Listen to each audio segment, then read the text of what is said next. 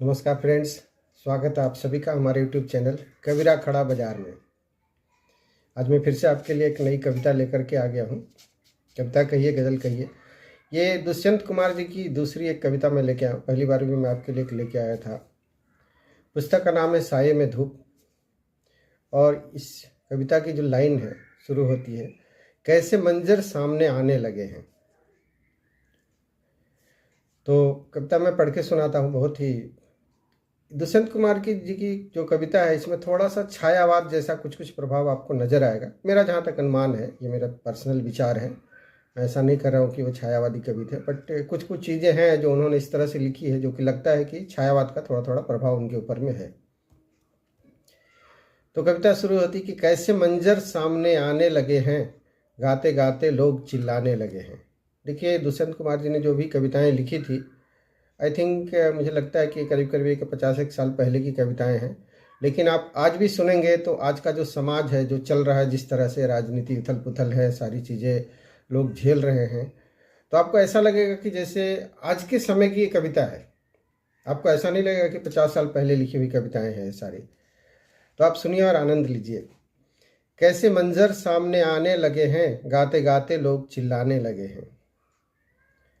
अब तो इस तालाब का पानी बदल दो, ये कमल के फूल कुम्हलाने लगे हैं।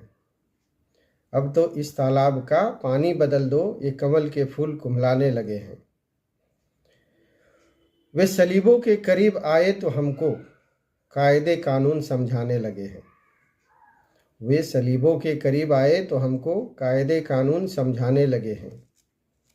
और एक बहुत ही मार्मिक लाइन है, ये सुनिएगा ध्यान से। जो लोग खास करके शहर में रह रहे हैं उनको ये चीज़ें जल्दी से क्लिक हो जाएगी।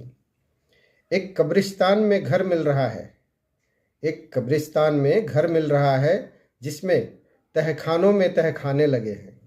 वाह।